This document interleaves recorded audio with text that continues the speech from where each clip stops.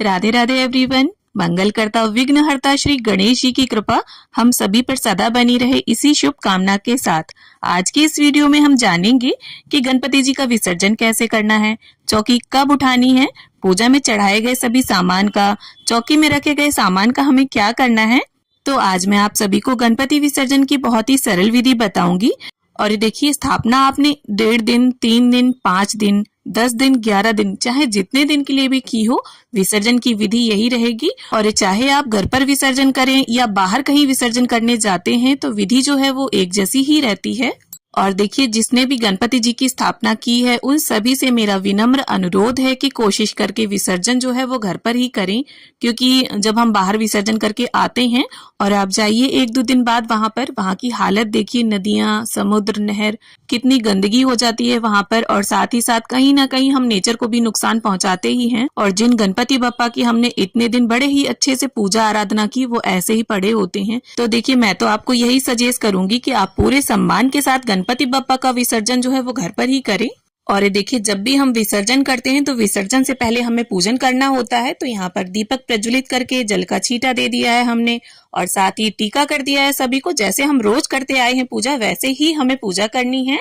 और गणपति बप्पा को अगर जनेऊ समर्पित नहीं किया था तो विसर्जन वाले दिन भी आप समर्पित कर सकते हैं। तो इस तरह से बड़े गणपति जी, छोटे गणपति जी, रिद्धि माता, सिद्धि माता, कलश देव, दीप देव, सभी को हम टीका करेंगे, अक्षत अर्पित करेंगे। और जो भी फूल हो आपके पास आप वो समर्पित करें। और धूप घास देखिए, नई है तो वो अर्पित करें, नई ना हो तो धुलकर वापस से उसे चढ़ा सकते हैं। और गणपति जी की पूजा में देखिए, धूप घास का बहुत अधिक महत्व है। और ये जैसा कि मैंने पहले के वीडियोस में भी आपको बता रखा है, और उन वीडियोस को आप सभी ने बहुत प्यार दिया, जिसके लिए आप सभी का बहुत बहुत धन्यवाद। अब देखिए, घर पर मोदक, बेसन, बूंदी, मोतीचूर, जिसके भी लड्डू हो, मिठाई हो, वो अर्पित करें। फल, मेवे जो भी घर पर उपलब्ध हो वो समर्पित करें। और वैसे भी बप्पा की आज विदाई है, तो जो भी आप इन दिनों में ना अर्पित किया हो आपने, वो समर्पित कर सकते हैं। अपने हाथों से कुछ भोग बनाकर बप्पा को खिलाना चाहते हैं तो वो समर्पित करें। अब देखिए, भोग अर्पित करने के बाद हमें रोज की ही तरह धूप और दीप से बड़े ही प्रेम पूर्वक गणपति बप्पा की आरती उतार लेनी है। और आरती तो देखिए आप सभी को आती ही होगी। जय गणेश, जय गणेश, जय गणेश देवा, माता जाकी पार्वती, पिता महादेवा। और देखिए, अगर आप बाहर विसर्जन करने जा रहे हैं तो वहां पर आपको विसर्जन से पहले आरती करनी होगी। तो आरती वगैरह का जो सामान है वो साथ में लेकर जाइए। और अगर आपने स्थापना वाले दिन दक्षिणा अर्पित कर दी थी तो बहुत अच्छी बात है, ना की हो तो आप विसर्जन वाले दिन भी अर्पित कर सकते हैं। अब हाथ जोड़कर गणपति बप्पा से ऐसी प्रार्थना करेंगे कि हे गणपति बप्पा, इतने दिन के लिए हमने आपकी स्थापना की थी, आज विसर्जन करने जा रहे हैं आपका। और इन दिनों में अगर मुझसे या मेरे परिवार के किसी भी सदस्य से कोई भूल हो गई हो तो उस गलती को, उस भूल को क्षमा करना। और अगले साल इसी तरह से हंसी खुशी धूमधाम से हमारे घर फिर से आना। अब देखिए, जब पूजा करने के बाद दीपक ठंडा हो जाएगा तब हमें विसर्जन की तैयारी करनी है। और हमारे घर पर देखिए, जब कोई मेहमान आता है उसकी जब विदाई होती है तो हम खाने पीने का सामान उसको बांध कर देते हैं। और ये देखिए, केले के पत्ते में अधिकतर दही और चिवड़ा को बांध कर दिया जाता है, और कहीं कहीं पर ड्राई फ्रूट्स, मिश्री वगैरह भी बांधे जाते हैं। तो यहाँ पर अगर आप चाहें तो दोनों चीजों को बांध कर तैयार कर सकते हैं। और दही चिवड़ा रखने से पहले केले के पत्ते को अच्छे से धुल लीजिए, उसे साफ कर लीजिए, क्योंकि कई बार डस्ट लगी होती है पत्तों पर। और फिर केले के पत्ते को फोल्ड करके कलावे की मदद से हम अच्छे तरह से बांध लेंगे इसे। और अगर आप पोटली बांधना चाहते हैं गणपति बप्पा के साथ में तो पीला या लाल कलर का कोई भी साफ सुथरा रेशमी कपड़ा ले ले और उसमें ड्राई फ्रूट्स बांध सकते हैं, मिश्री, बताशा, गुड़, जो आपकी इच्छा हो वो बांध सकते हैं। और कलावे की सहायता से अच्छे तरह से हम पोटली को बांध देंगे, और बहुत टाइट गांठ नहीं लगानी है, हल्की सी हमें गांठ लगानी है एक। तो इस तरह से दोनों चीजें हमें तैयार कर लेनी है। आप देखिए, हमें क्या करना है, विसर्जन की जो सबसे पहली विधि होती है उसमें जब भी हम किसी देवी देवता की स्थापना करते हैं तो विसर्जन से पहले हमें उन्हें जगह से थोड़ा हिलाना होता है। तो रिद्धि सिद्धि माता, छोटे गणपति जी, बड़े गणपति जी, कलश, सभी को आप थोड़ा थोड़ा जगह से खिसका दें। और ये जो खाने पीने का सामान हमने गणपति बप्पा के लिए बांधा है, इसे बप्पा के दाहिने हाथ में हम आराम से टांग देंगे। और इसके बाद देखिए, एक बड़ा सा हमें शुद्ध पात्र लेना है और उसमें शुद्ध जल हमें भर लेना है, और इस जल में थोड़ा सा गंगा जल जाएगा। इसके बाद आप इसमें अक्षत डालिए, थोड़ा चंदन डालिए, रोली डालिए और थोड़े से पुष्प डालकर हम विसर्जन के लिए जल तैयार करेंगे। और देखिए विसर्जन से पहले गणपति बप्पा को अपने घर का एक चक्कर जरूर लगवाइए। घर में जितने भी आपके कमरे हैं सभी में गणपति बप्पा को लेकर जाइए, वॉशरूम को छोड़कर। और देखिए विसर्जन की जो विधि है वो मैं आपको यहीं पर करके दिखा रही हूँ। आपको विसर्जन घर का जो मेन गेट है उसके बाहर या छत पर खुले में करना है। और एक बार फिर से हाथ जोड़कर गणपति बप्पा से अगले साल आने के लिए कहेंगे और अपनी मनोकामनाओं को पूर्ण करने के लिए विनती करेंगे।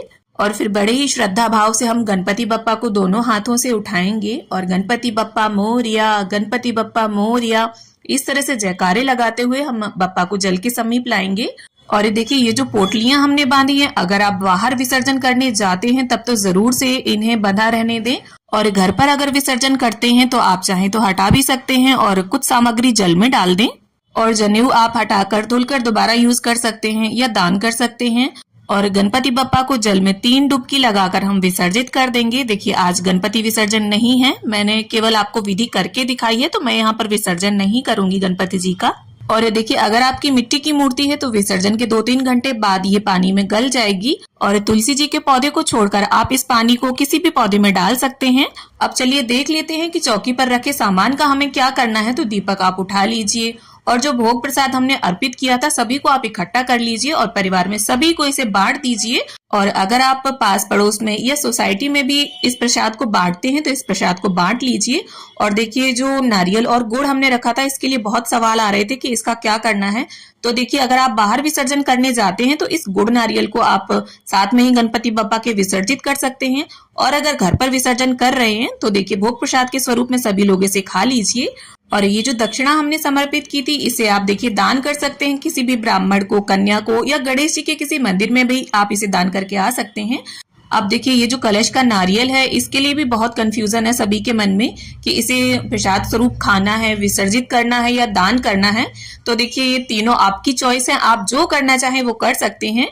अब जो मंदिर के हमने गणपति जी विराजमान किए थे उन पर भी जल का छींटा देकर वापस से हम इन्हें मंदिर में विराजमान कर लेंगे। और सुपाड़ी के रूप में जो रिद्धि सिद्धि माता हमने विराजमान की थी उन पर भी हम जल का छींटा देंगे। और इन सुपाड़ियों को देखिए आप दोबारा पूजा में यूज कर सकते हैं। और देखिए अगर विसर्जित करना चाहते हैं गणपति जी के साथ तो आप इन्हें विसर्जित भी कर सकते हैं।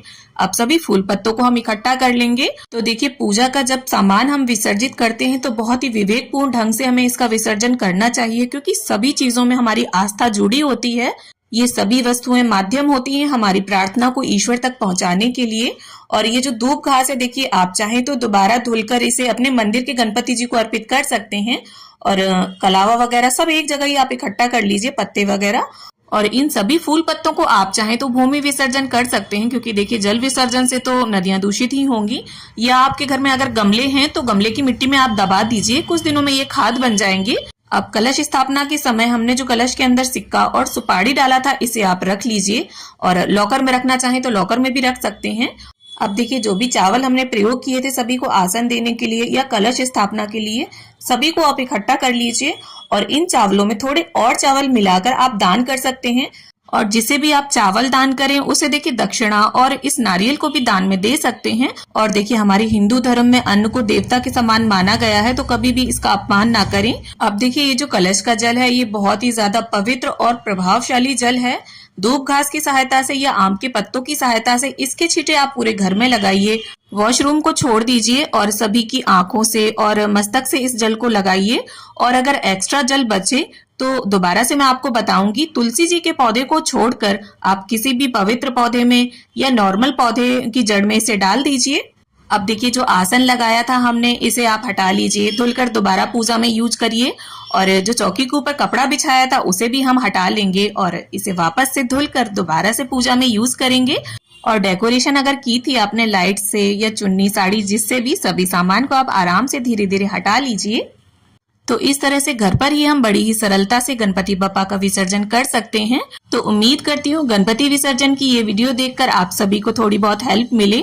वीडियो अगर अच्छी लगी हो, हेल्पफुल लगी हो तो वीडियो को लाइक करें, शेयर करें और इसी तरह के वीडियोस देखने के लिए चैनल को सब्सक्राइब कर लें। तो मिलती हूँ आप सभी से एक नए वीडियो में।